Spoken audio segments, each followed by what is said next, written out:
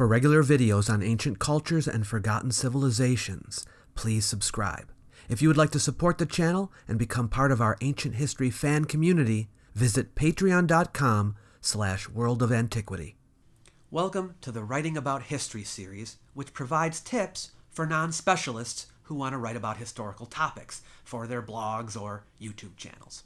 Before we can write about a historical topic, we first have to research it, right? So that's what this lesson is all about, how to research a historical topic. But of course, before you can research the topic, you first have to choose one. So let me start out by saying a few words about that. I found that an easy way to formulate a research question is to first choose a broad topic that interests you, like ancient Mesopotamia. Narrow that down to something that you can write about in the word limit you've given yourself, a workable subtopic, the Sumerian kings. And then formulate a question about it that you intend to provide an answer to. What is the earliest king that we know existed? Historians ask questions. Some questions are designed to elicit facts like who, what, when, where, and why, but we also ask questions about the relationships between historical facts. We're very interested in the context in which events of the past occurred. We also ask questions about the causes of events. We ask questions about continuity and change. As new questions are raised, we can go back to the sources that we've been looking at for generations and look at them in new ways. In planning your research, consider what information that you're going to need at each step in the process. What sources that you're going to need to consult in order to acquire that information, and where you can find these sources. More than any other material, historians study documents. They must gather together as much relevant information on the topic as possible. The most valuable documents that can be examined in order to establish the historicity of a person or event are primary sources. These are documents written in the period under examination. For ancient history, which I study, primary sources are very rare. Secondary sources, documents written after the period being researched, are more plentiful, but they're less reliable, though still to some extent valuable. So before a historian can even begin to evaluate any subject, the first task is to collect sources, any and all, that may be of use. Maybe you find this surprising, but among the sources pertinent to any investigation would be included some that do not actually mention the historical figure being studied or the event being studied. Really? Why? Well, it's advisable for a historian to explore the world in which the figure lived or in which the event happened. So any sources that would shed light on that world would be of value. We can learn about a historical figure by having better knowledge of what life was like at that time and place. What did people eat and drink? What did they wear? What were their homes like? What were their occupations and customs? What were the political, economic, cultural, and social situations under which that person lived? These sources should be taken seriously, not just as providing background, but as actual witnesses of that time and place. Even more important, naturally, would be the sources that refer specifically to the figure being researched or the event. These documents may contain both factual and non-factual information. Some of them may even be complete fiction, but let's not get ahead of ourselves. They should be placed on the pile and rigorously organized and examined along with the others. After we gather all pertinent documents, the next step is assessment. If sources always told the truth, historians could simply take every witness at their word and no assessment would be necessary. What a boring job that would be. But sources can often deceive, intentionally or not, and sources can contradict one another. So what weight should we give each of these sources? For that, historians have a method that they follow.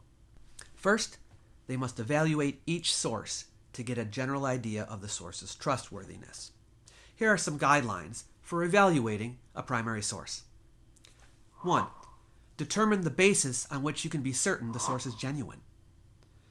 Ascertain the manner of the document's preservation in order to determine its authenticity and quality of preservation. Number 2, if possible, get to know the author. What is the author's background, their position in society, political persuasion, religious beliefs, cultural values? This will give the historian an idea of the author's particular point of view. Number 3, if the author is unknown, determine the source's place and time of origin in order to give it some context. Is this an eyewitness account Or is it second-hand, third-hand, or even further removed? Number 4, determine the purpose of the document. For whom was it written and why? What is the document's main argument or thesis? What is the genre? Number 5, assess the strength of the author's bias. Is it modest, moderate, or strong? We have to be careful when using the work of an author who uses strong language against people who disagree or who ignores the perspectives of others. An artifact can be considered a primary source. Technically, it might not be a document, although some artifacts are, but even one with no writing on it can teach us something because it comes from the time being considered. Here are some questions you could ask about an artifact. When and where was the artifact made? And what is my means for determining when and where it was made? Who might have used it, and what might it have been used for? What does it tell us about the people who made it and used it? If it's a work of art, you could ask, who's the artist? And how does this work compare to the artist's other works? Why was the work made? Was it commissioned? And if so, by whom? Where was the work displayed?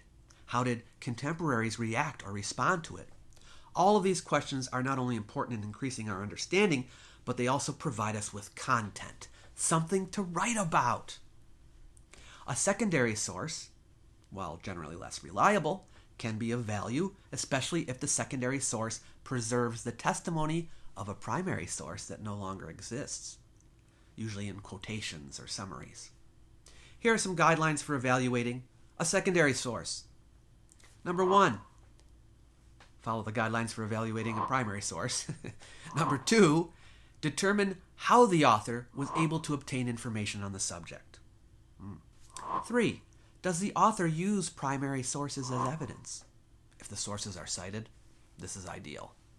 Are you aware of primary source evidence that the author does not consider? Does the author draw conclusions on unsubstantiated assumptions? Number 4, does the author contradict or disagree with what others have written on the subject? If so, does the author address and deal with opposing arguments? The process of asking and answering these questions is sometimes called criticism, but only in the general sense of analysis, not to find fault with something, as we say in common parlance. When we examine the quality of the copy of the document we possess and how well its words have been preserved, we call that textual criticism, or in the old days, lower criticism. And when we look into the authorship, provenance, and purpose of the document, we call that historical criticism, or in the old days, higher criticism. Some general rules of thumb that can be used in evaluating a source would be: 1, the closer in time and place that the source is to the historical event, the better.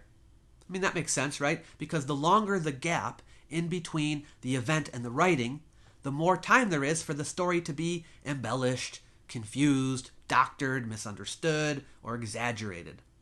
It's not a hard and fast rule, because it is possible for a later source to be more reliable than an earlier source, but generally speaking, time allows a story to pass out of memory and to be transformed into legend. 2, separate the core testimony from the biased presentation. Oftentimes, the wording that a writer may use to tell a story employs loaded language designed to sway the reader in a certain direction. A historian is wise to wade through the rhetoric to get to the basic witness of the document. Throughout this process, keep in mind that we can never claim to establish historical truths. At most, we can establish probabilities. When we examine the testimony given in any written source, we first try to ascertain plausibility and then probability. A claim that is plausible might not be probable, after all. The plausibility of an event, sometimes called prior probability, is its intrinsic likelihood. And that's determined by how logical it is, how far outside the realm of normal experience it is, and whether it fits the historical context. Historians are wise to familiarize themselves very deeply with the historical background if they're to make an assessment as to how well a purported event fits the historical context. If an event is determined to be plausible, then a historian will try to ascertain whether it is probable. To make this assessment, a source will be compared with other sources from the same period or place. Here are some examples of some situations that may increase the probability of a purported event. Multiple independent attestation. The more independent witnesses we have to an event, the greater the likelihood that it happened. Now, the difficulty with that one is sometimes it's impossible to determine where ancient witnesses get their information from, so we don't always know whether they truly are independent of each other. But anyway, the earlier the attestation, the better. 2. Agreement between friend and foe. That means if both a friend and an enemy of, say, a historical figure agree that an event happened, that increases the probability of the event's historicity. Another one, information given in passing. If a source happens to drop some historical information in passing, on the side, right, with no particular axe to grind, that information is more likely to be reliable. 4, if the information goes against the grain of the writer's agenda, most writers have agendas, they want to accomplish something with their writing, but if they reveal information that is somewhat at odds with their interests, or even is somewhat embarrassing to them, it's unlikely that they made that information up. They probably included it because they had to. Its historicity, therefore, has a greater degree of probability. Now, these criteria are just examples, and they shouldn't be considered rules or proofs that establish beyond doubt the reliability of a piece of testimony. They don't guarantee anything. They're simply guides that indicate usual tendencies, all other things being equal. Historians must do their best using sound reasoning to determine the reliability of a source's testimony. Can the testimony be corroborated? Are there good reasons to consider it trustworthy? It's important to remember that evidence should not be examined from a singular point of view.